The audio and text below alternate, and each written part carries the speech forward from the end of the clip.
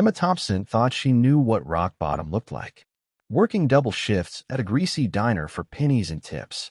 Choosing between her daughter's medicine and keeping the lights on.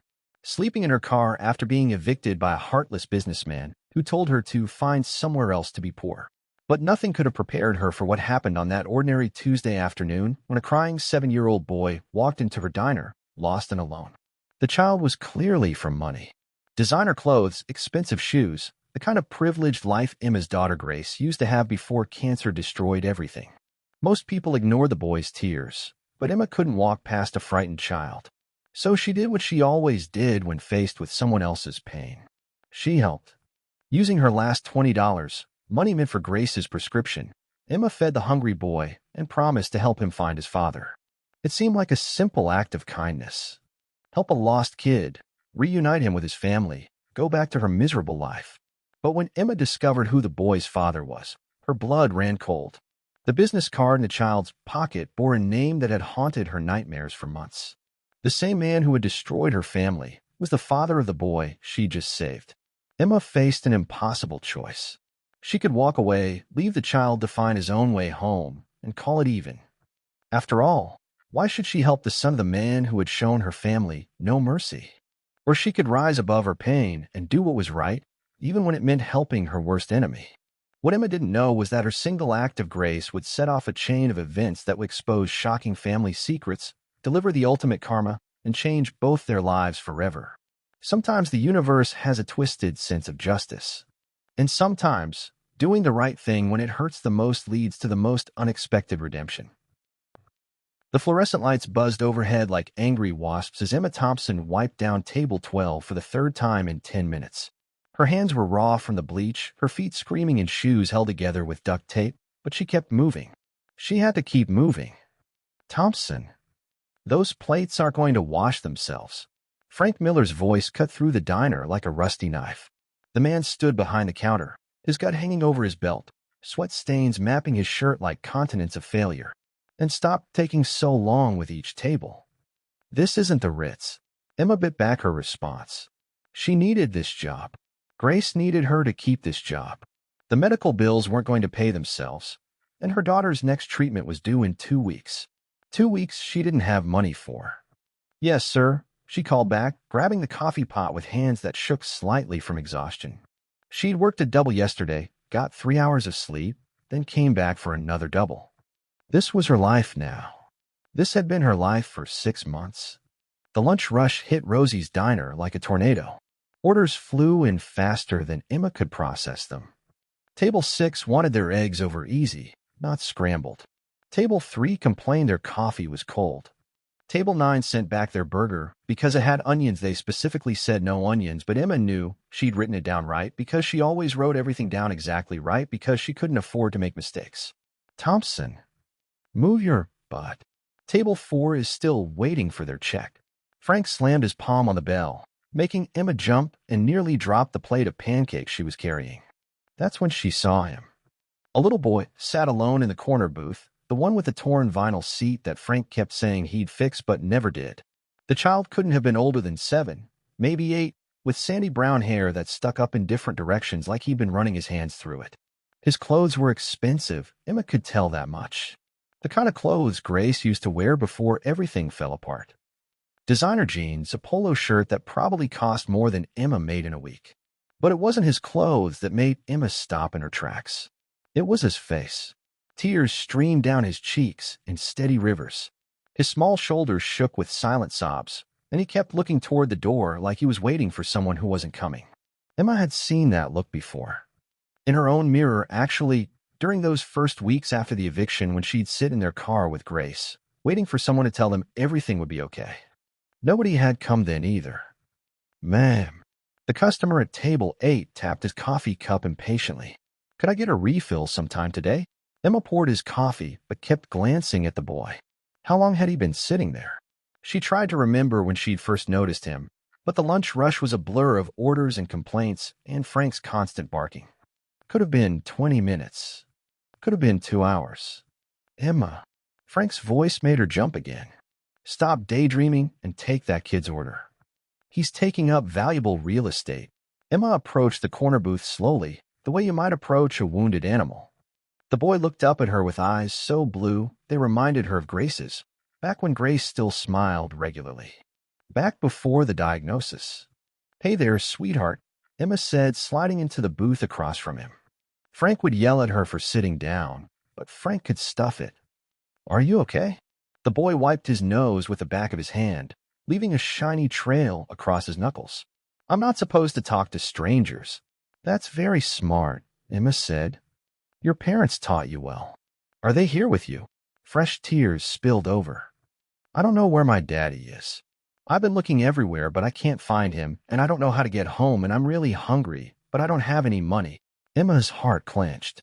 She glanced around the diner, looking for anyone who might be with him, but saw only the usual crowd of truckers and locals who barely looked up from their plates. "What's your name, honey?" "Tyler." He sniffled. "Tyler Hamilton. My daddy works in a big building with lots of people, but I don't remember the address. I was supposed to wait in the car, but then I saw this dog and I followed it, and then I got lost and I've been walking for hours." "Tyler Hamilton." Emma filed the name away, though it didn't ring any bells. "How did you end up here, Tyler?" "I saw the lights, and it looked warm inside. Everyone else just looked at me funny when I came in, but you're the first person who talked to me." He looked down at his hands, which Emma now noticed were scraped and dirty. "Are you going to make me leave too?" "No, sweetheart. I'm not going to make you leave." Emma looked over at Frank, who was glaring at her from behind the counter, tapping his watch dramatically. She turned back to Tyler. "Are you hungry?" Tyler nodded so hard his whole body moved. "I haven't eaten anything since breakfast yesterday." Yesterday? This kid had been missing since yesterday, and nobody had called the police. Emma's protective instincts, the same ones that made her fight tooth and nail for Grace's medical care, kicked into overdrive. "Thompson." Frank's voice boomed across the diner. "Get back to work. That kid needs to order something or get out." Emma felt heat rise in her cheeks. She looked at Tyler, then at Frank, then made a decision that would probably cost her job but felt more right than anything she'd done in months. "What do you like to eat, Tyler?" "I really like grilled cheese," he said quietly. "And chocolate milk." Emma smiled for what felt like the first time in weeks. Coming right up, she stood and walked to the counter where Frank waited with his arms crossed, his face red with irritation. "About time. What's the little prince having?"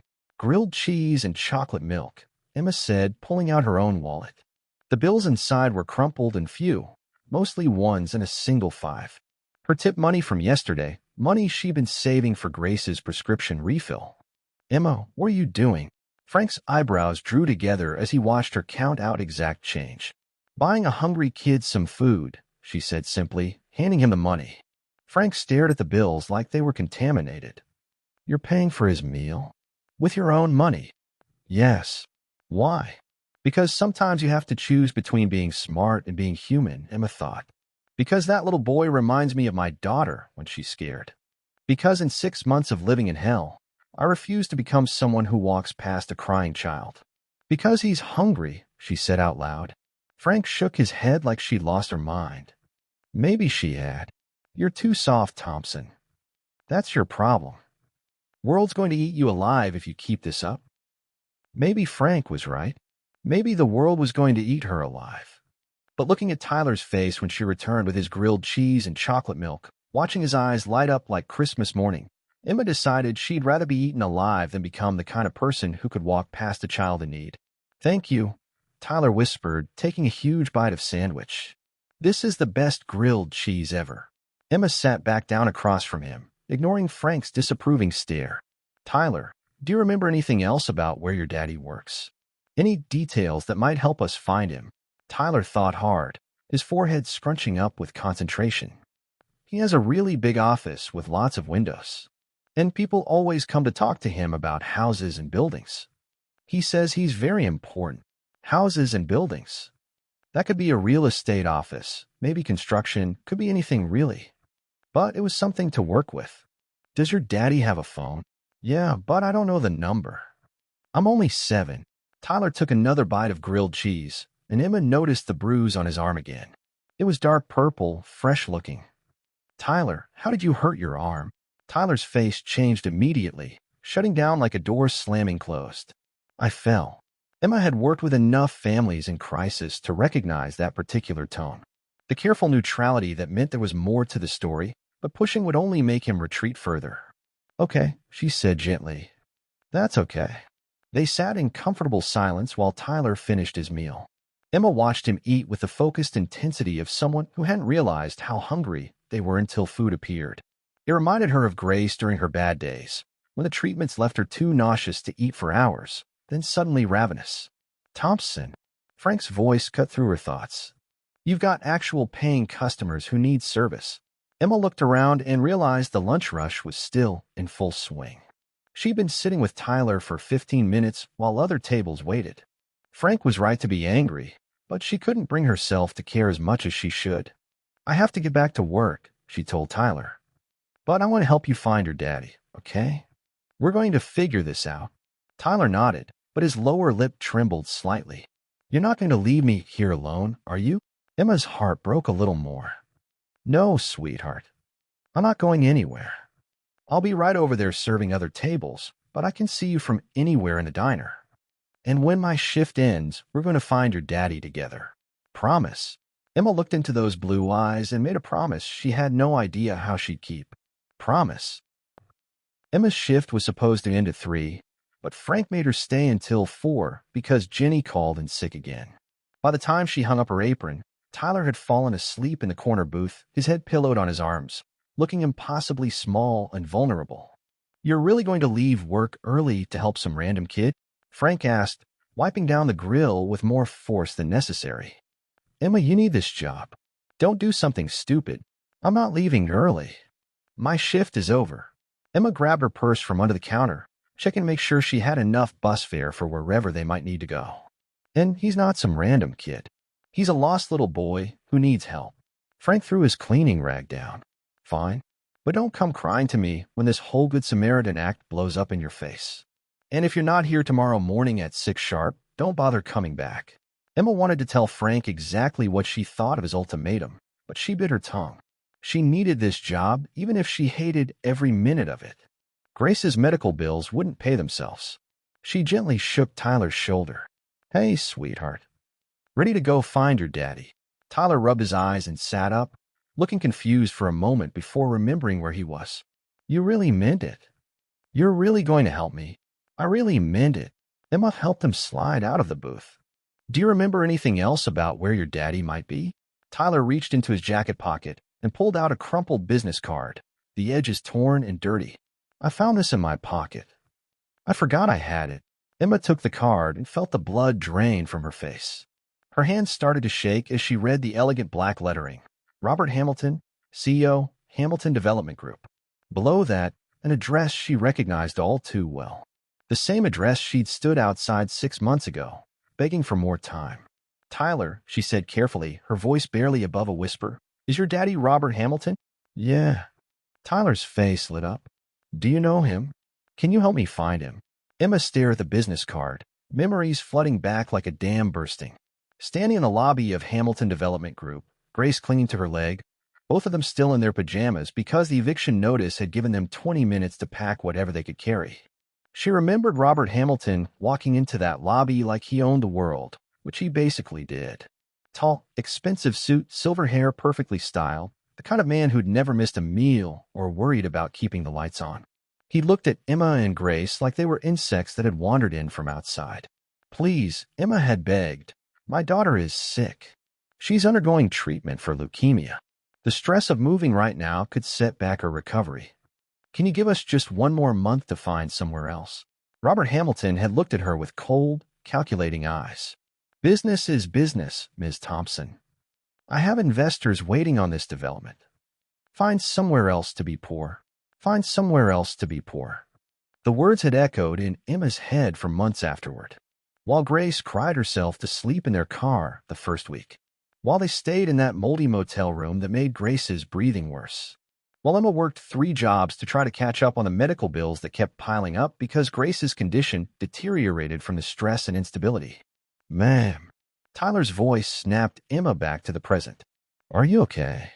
You look funny. Emma forced herself to breathe. This was Tyler. This was a 7-year-old boy who was lost and scared and had nothing to do with his father's cruelty. She couldn't punish a child for his father's sins. But God, the irony was almost too much to bear. "I'm fine, sweetheart," she managed. "Yes, I know where your daddy works. We can go there right now." The bus ride to downtown took 45 minutes. Tyler pressed his face against the window, watching the city go by, while Emma sat beside him wrestling with emotions she couldn't name. Anger, certainly. The same rage that had kept her awake so many nights after the eviction. But also something else. A weird sense of cosmic justice, maybe. Or just the universe's twisted sense of humor.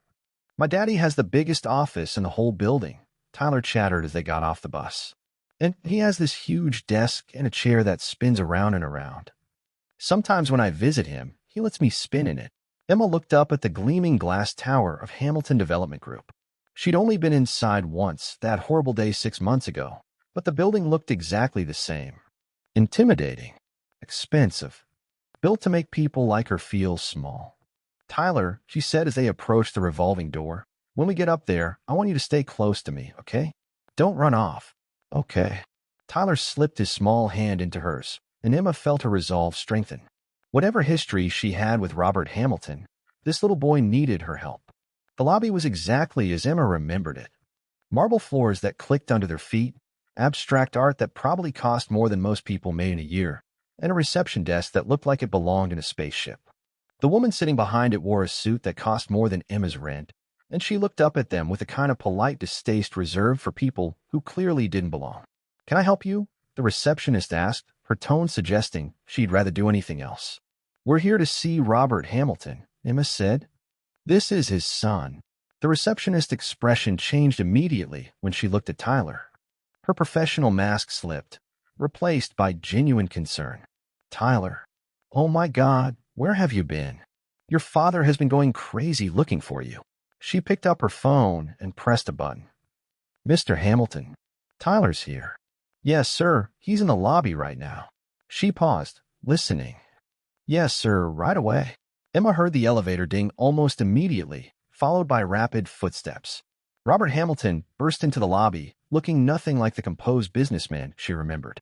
His expensive suit was wrinkled, his silver hair disheveled, his face pale with worry and exhaustion. "Tyler." He dropped to his knees and pulled his son into a fierce hug. "Thank God you're okay. I've been looking everywhere for you." "The police, private investigators, I thought." His voice broke. Tyler hugged his father back, but Emma noticed he was stiff, not melting into the embrace the way a child should. "I got lost, Daddy. I tried to find you, but I couldn't remember where your office was. You've been gone since yesterday morning. Where did you sleep? Have you eaten?" Robert pulled back to look at his son, his hands running over Tyler's arms and face like he was checking for injuries.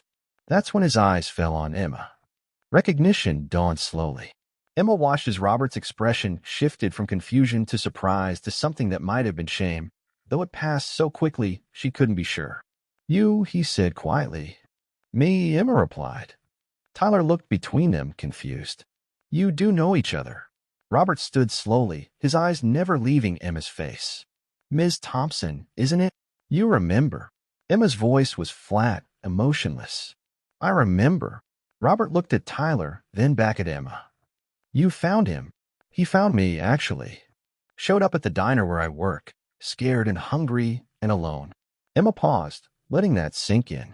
"I spent my last $20 feeding him, and my whole afternoon off work helping him find you." Robert's face went white. "Your last $20? My tip money from yesterday. It was supposed to go toward my daughter's prescription refill, but Tyler needed food more." Emma kept her voice steady, professional, even though her heart was pounding. "He's a good kid. You should be proud of him."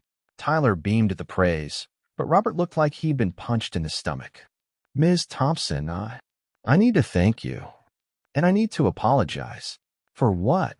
Emma asked, though they both knew exactly what. Robert glanced around the lobby, suddenly aware they had an audience. The receptionist was pretending to work but obviously listening to every word. A few other employees had gathered near the elevators, drawn by the commotion. Could we talk privately?" "My office." Emma almost said no. She'd done what she came to do. Tyler was safe with his father. She could leave now, catch the bus home, and try to forget this whole surreal afternoon ever happened. But something in Robert's expression stopped her. He looked broken in a way that went beyond just finding his lost son. There was something desperate in his eyes, something that reminded her uncomfortably of her own reflection during those first dark weeks after the eviction. "Fine," she said, "but I can't stay long. I need to get home to my daughter." Robert's private elevator was all glass and chrome, rising silently toward the top floors.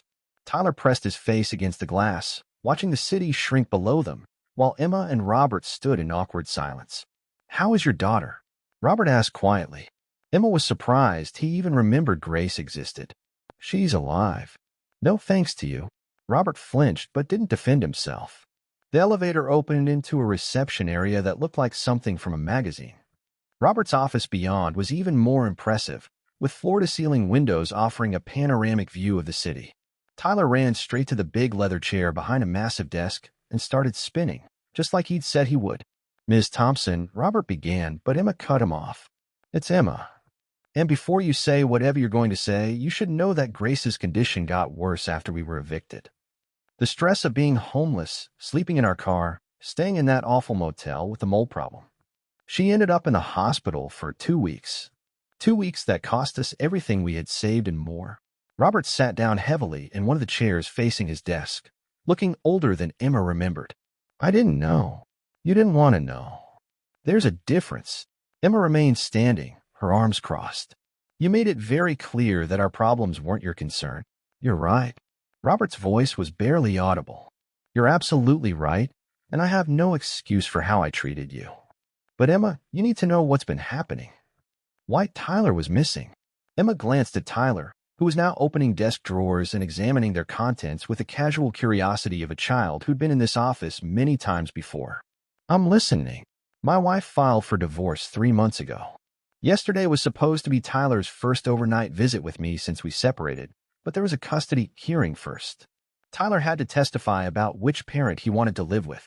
Robert's hands were shaking slightly. "Do you know what he told the judge?" Emma shook her head. "He said he was scared of me. Scared of my anger, scared of disappointing me, scared that I didn't really love him because I was always working or yelling or too busy to pay attention to him." Robert's voice cracked. "My own son is afraid of me, Emma. And he's right to be." Tyler had found a stress ball in one of the drawers and was squeezing it, still listening to their conversation but pretending not to. "After the hearing, we were walking to my car and Tyler just ran. I turned around and he was gone. I've had every security guard in the building, private investigators, the police, everyone looking for him. I thought." Robert buried his face in his hands. "I thought something terrible had happened to him because of me. Because I'm such a failure as a father that my own son would rather run away than spend time with me." Emma felt her anger wavering slightly. This wasn't the cold, calculating businessman she remembered. This was a broken man who just realized he was about to lose everything that actually mattered. "Why are you telling me this?" she asked. Robert looked up at her with red-rimmed eyes. "Because you saved him. You, the woman I treated like garbage, whose family I destroyed with my greed and callousness. You saved my son when I couldn't even protect him from my own failures." Tyler had stopped playing with the stress ball and was watching them both with wide, serious eyes. Emma Robert continued, "I know I have no right to ask you for anything, but I need to know how to be better. Tyler ran to a stranger rather than come to me when he was scared. You fed him with your last $20 while I have millions sitting in accounts I never think about. You risked your job to help him while I couldn't even keep him safe for one afternoon." Emma looked at Tyler, who had climbed down from the chair and was walking toward them.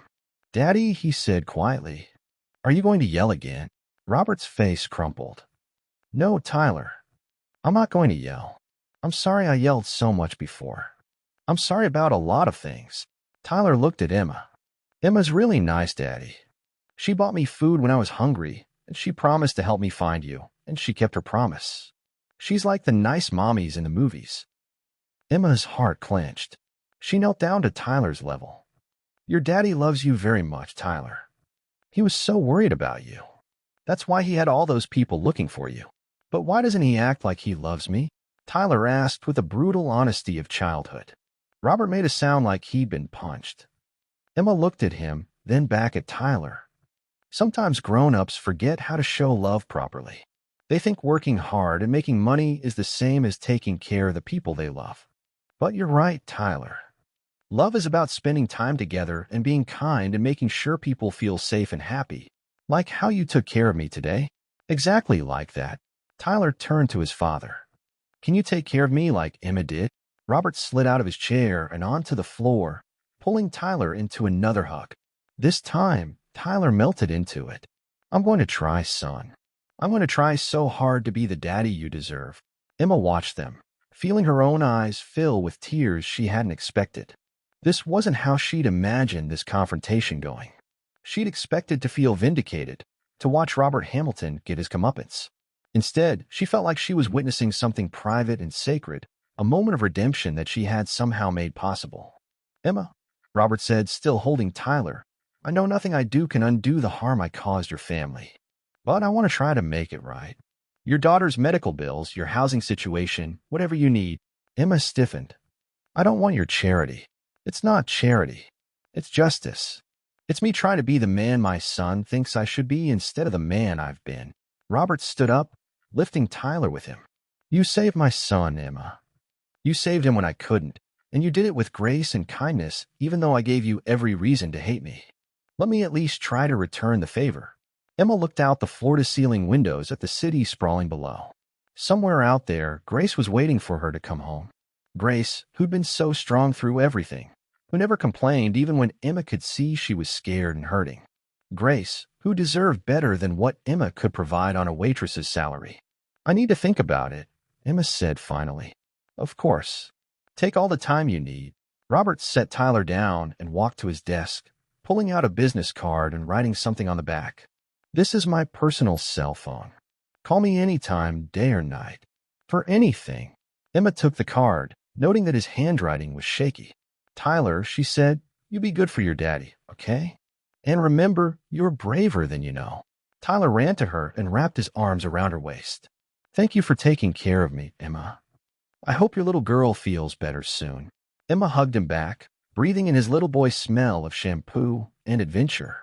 She will, sweetheart. She will. As Emma waited for the elevator, she heard Tyler's voice behind her. Daddy, can Emma and her daughter come have dinner with us sometime? I want to meet her little girl. And Robert's response, if Emma says yes, then absolutely. The elevator doors closed, and Emma rode down 40 floors thinking about second chances and cosmic justice and the strange ways the universe worked to balance the scales. Emma didn't call Robert Hamilton that night, or the next day, or the day after that. She went back to work at Rosie's Diner, endured Frank's snide comments about her little adventure, and tried to pretend that nothing had changed. But everything had changed, and she couldn't shake the image of Tyler's tear-stained face or the broken look in Robert's eyes. Grace was having a bad week. The latest round of treatments had left her weak and nauseous, barely able to keep down the bland crackers that were all she could stomach. Emma sat beside her daughter's bed in their tiny apartment, watching Grace sleep fitfully, her small face pale against the pillow. Mama. Grace's voice was barely a whisper. I'm here, baby. The medicine tastes yucky. Emma smoothed Grace's hair, what was left of it after the chemotherapy. I know, sweetheart. But it's helping you get better. Promise. Emma's throat tightened. The doctors had been cautiously optimistic at the last appointment, but there were no guarantees. There never were. I promise we're doing everything we can. Grace drifted back to sleep, and Emma pulled out Robert's business card for the 100th time. His personal cell phone number was written in that shaky handwriting on the back. She could call him. She could swallow her pride and accept his help for Grace's sake. But every time she reached for her phone, she heard his voice from 6 months ago. Find somewhere else to be poor. 2 more days passed. Emma worked her double shifts, came home exhausted, and watched Grace struggle with side effects that might have been manageable if they still lived in their old apartment with clean air and stable housing. The guilt ate at her. Her pride was keeping Grace from getting the help she needed. On Friday morning, everything fell apart. Emma was refilling coffee at table 6 when her phone rang. The caller ID showed Grace's school number, and Emma's heart immediately started racing. Grace had been too sick to attend school all week. Ms. Thompson, the school nurse's voice was tight with concern. Grace collapsed during morning recess. We've called an ambulance. They're taking her to Children's Hospital. The coffee pot slipped from Emma's hands, shattering against the floor in an explosion of glass and hot liquid. Frank started yelling, but Emma couldn't hear him over the roaring in her ears. She grabbed her purse and ran. The ambulance was already gone by the time Emma reached the school. She caught a taxi to the hospital, her hands shaking as she counted out the bills in her wallet. $37. Not enough for the taxi, and definitely not enough for whatever was waiting at the hospital. Children's Hospital was chaos. Emma ran through the emergency department, looking for someone who could tell her where Grace was. Finally, a nurse pointed her toward a curtained area where she found her daughter hooked up to more machines than Emma had ever seen. Grace. Emma rushed to the bedside, taking her daughter's small hand. Grace's eyes fluttered open, unfocused and frightened. Mama? I don't feel good. I know, baby. The doctors are going to figure out what's wrong. A doctor appeared, clipboard in hand, expression serious. Ms. Thompson, I'm Dr. Martinez. Grace's blood work shows some concerning numbers. Her white blood cell count has dropped significantly, and she's showing signs of infection. We need to admit her immediately for 4 antibiotics and monitoring. Emma's world tilted. How long? At least a week, possibly longer, depending on how she responds to treatment. Dr. Martinez consulted his clipboard. I need to discuss payment arrangements with you. Do you have insurance? Basic coverage through the state? Emma said, though she already knew it wouldn't be enough.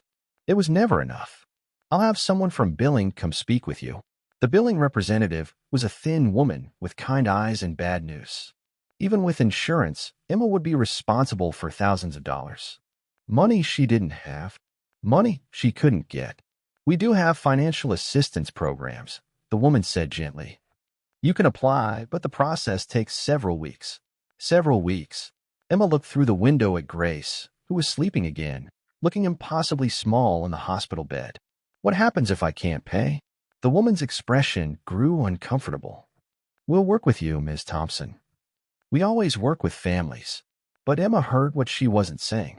They would provide emergency care because they had to, but ongoing treatment? The kind Grace needed to survive? That required payment up front. Emma sat in the uncomfortable hospital chair beside Grace's bed, watching monitors beep and flash, feeling more helpless than she'd ever felt in her life. Grace stirred, opening her eyes. Mama, I'm scared. Don't be scared, baby. Mama's right here. Are you scared? Emma wanted to lie, to be strong, to pretend everything was going to be okay. But looking at her daughter's wise, too-old eyes, she couldn't. A little bit, she admitted. Grace squeezed her hand with what little strength she had. It's okay to be scared sometimes. You told me that. Emma's vision blurred with tears. Her 6-year-old daughter was comforting her. This beautiful, brave little girl who never complained, who faced every treatment and setback with more courage than Emma could muster. That's when Emma pulled out Robert Hamilton's business card. Her hands were shaking as she dialed his personal number. It rang twice before his voice came through, tense and immediate. Robert Hamilton. It's Emma Thompson. The quality of silence on the other end changed immediately. Emma, are you okay? You sound upset. My daughter is in the hospital. Children's Hospital. She collapsed at school, and they say she needs to stay for at least a week, maybe longer, and I can't. Emma's voice broke. I can't afford it. I can't afford to save my daughter's life. I'm on my way. Robert, you don't understand. I'm not calling to ask for money. I'm calling because I need to know if you meant what you said. About making things right. I meant every word. His voice was firm, certain. Emma, stay with Grace. Don't worry about anything else. I'm handling this. You don't even know how much, Dash. I don't care how much. Stay with your daughter. I'll be there in 20 minutes. The line went dead. Emma stared at her phone, not sure what had just happened. Grace opened her eyes again. Who was that, Mama? Someone who might be able to help us, baby. 23 minutes later, Emma heard familiar voices in the hallway. Robert Hamilton walked into Grace's room, followed by Tyler, who was carrying a stuffed elephant almost as big as he was. Emma. Tyler ran to her for a hug. Daddy said Grace is sick like I was sick when I had pneumonia. We brought her Elmer. He held up the elephant. Elmer makes everything better. Emma looked at Robert over Tyler's head. He looked different somehow. Less polished, more human.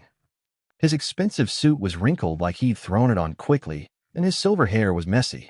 "How is she?" Robert asked quietly. "Sleeping mostly. The doctors say she needs at least a week of Ford treatment, maybe more." Emma's voice caught. "They want payment arrangements I can't make." Robert walked to Grace's bedside, looking down at the small figure surrounded by medical equipment. His expression was soft, gentle, nothing like the cold businessman Emma remembered. "She's beautiful," he said. "She looks like you." Tyler climbed onto the chair beside Emma. "Is Grace going to be okay?" "The doctors are going to take very good care of her," Emma said, hoping it was true. "Like how you took care of me when I was lost?" "Exactly like that." Robert was still standing by Grace's bed when she stirred awake. Her eyes opened slowly, focusing with difficulty on this strange man in her room. "Mama." Grace's voice was weak but curious. "It's okay, baby. This is Tyler, and this is his daddy, Mr. Hamilton. Tyler brought you a present." Tyler held up the elephant again. "His name is Elmer, and he's very brave. He helped me when I was scared." Grace managed a small smile. "He's very big. That's because he has a very big job, taking care of brave little girls." Tyler carefully placed the elephant on Grace's bed where she could reach it.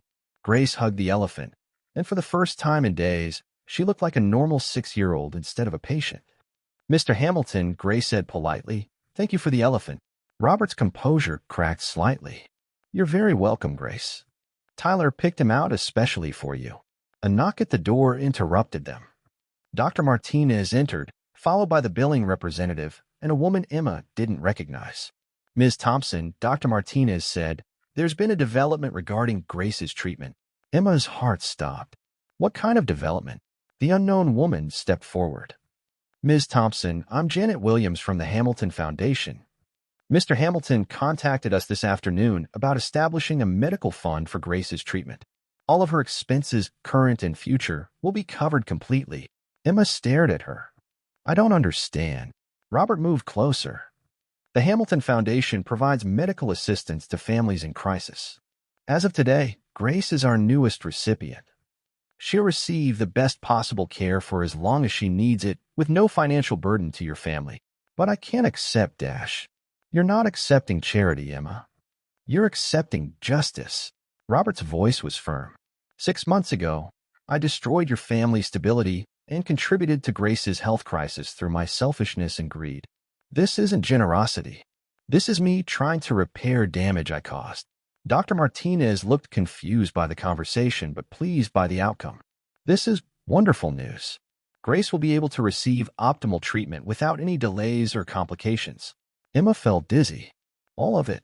Everything she needs. Everything," Janet Williams confirmed. "Current hospitalization, future treatments, medications, follow-up care, everything." Mr. Hamilton was very specific about ensuring comprehensive coverage. Tyler tugged on Emma's sleeve. "Does this mean Grace will get better?" Emma looked at her daughter, who was listening to everything with wide eyes, still clutching Elmer the elephant. "It means Grace has the best possible chance to get better." "Good," Tyler said firmly. "Because I want her to come play with me when she's not sick anymore." Grace smiled, the first real smile Emma had seen from her in weeks. "I'd like that." Over the next hour, Janet Williams handled all the paperwork while Dr. Martinez explained Grace's treatment plan. Robert and Tyler sat quietly in the corner, Tyler coloring in a book he brought while Robert watched Emma and Grace with an expression she couldn't quite read. When the administrative details were finished and the medical team had left, Emma found herself alone with Robert while Tyler entertained Grace with stories about his school and his friends. "Why?" Emma asked quietly. "And don't tell me it's about justice or making things right. Why are you really doing this?" Robert was quiet for a long moment, watching Tyler show Grace how to make Elmer's trunk move. "Because Tyler asked me to." "What?"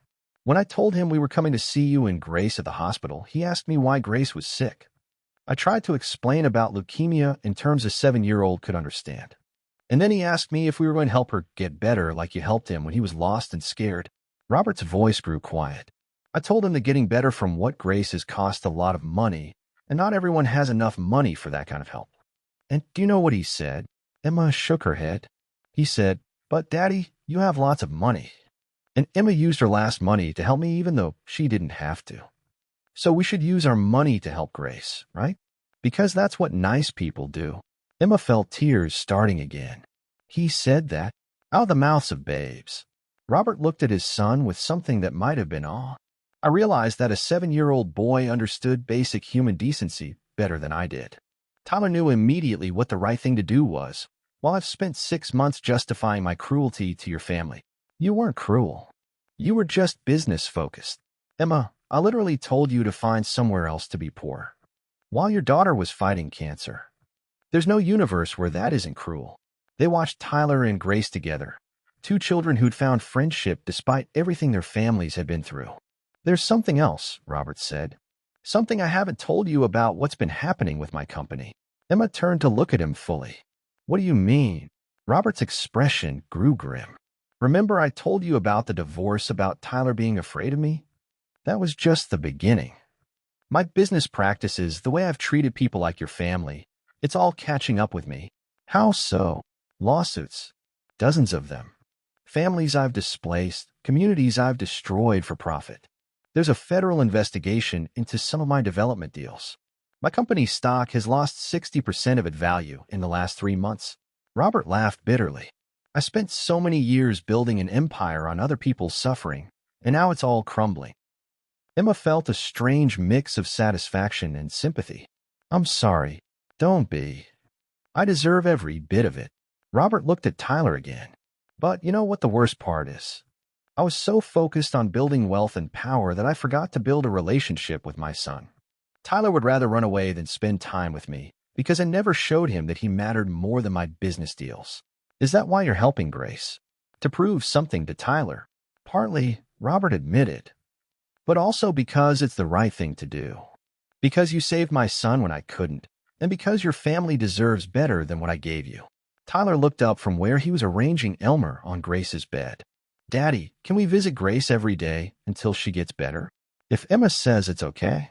Emma looked at Tyler's hopeful face, then at Grace, who was more animated than she'd been in weeks. I think Grace would like that very much. Yay. Tyler clapped his hands. Grace, tomorrow I'll bring my coloring books, and we can color together. I like that, Grace said softly. A nurse appeared in the doorway. I'm sorry, but visiting hours are ending soon. Family members can stay, but other visitors need to wrap up. Robert stood immediately. Of course. Emma, we'll get out of your way. You don't have to go, Emma said, surprising herself. I mean, if Tyler wants to say goodbye to Grace properly. Tyler hugged Grace carefully, mindful of her 4 lines. Feel better, Grace. Elmer will take care of you tonight. Thank you, Tyler. You're a good friend. Robert approached Grace's bedside. Grace, it was very nice to meet you. You're a very brave little girl. Mr. Hamilton. Grace's voice was small but clear. Thank you for helping me. Mama was very scared, but now she looks less scared. Robert's eyes filled with tears he tried to hide. You're very welcome, Grace. And you never have to worry about the doctor bills again, okay? Your job is just to get better. As Robert and Tyler prepared to leave, Tyler turned back one more time. Emma, are you still going to work at the diner? Emma realized she hadn't thought about work since Grace collapsed. I don't know, Tyler. I need to stay with Grace while she's sick. Daddy, can Emma have a better job? One where she doesn't have to work so much and can take care of Grace. Robert looked at Emma. Actually, I've been thinking about that. The Hamilton Foundation needs a family advocacy coordinator. Someone who understands what families in crisis go through, who can help connect them with resources and support. The position would come with full health benefits and flexible scheduling. Emma stared at him. You're offering me a job? I'm offering you a career. A chance to help other families avoid what you went through. The salary would be triple what you make at the diner, and you'd be able to work from home when Grace needs you. I don't have experience with that kind of work. You have the most important qualification there is. You've lived it. You know what it feels like to be desperate and scared and fighting for your child's life. That's worth more than any degree or certification. Tyler tugged on his father's sleeve. Does this mean Emma won't have to work at the mean place anymore? If Emma wants the job, then yes. She can work somewhere that appreciates how wonderful she is. Emma felt overwhelmed. In the space of a few hours, her entire life had changed. Grace's medical care was covered. Emma had been offered a career instead of just a job. And somehow, the man who had been her family's worst enemy was becoming their unexpected savior. I need to think about it, she said. Of course. Take all the time you need. Robert handed her another business card. This has Janet Williams' information. She'll be Grace's primary advocate throughout her treatment. And Emma, yes, thank you. For saving Tyler, for showing me what real strength looks like, for giving me a chance to be better than I was. I know I can never fully make up for what I put your family through, but I'm going to spend whatever time I have left trying. After they left, Emma sat beside Grace's bed in the quiet hospital room. Grace was sleeping again. Elmer clutched tight in her arms, looking peaceful for the first time in weeks. Emma thought about the strange turn her life had taken. 6 months ago, Robert Hamilton had destroyed her family's stability with casual cruelty. Today, he'd saved her daughter's life and offered Emma a chance at a better future. She thought about karma, about second chances, about the way the universe sometimes worked in mysterious ways to balance the scales of justice. Most of all, she thought about Tyler's simple wisdom. That's what nice people do. Sometimes it really was that simple.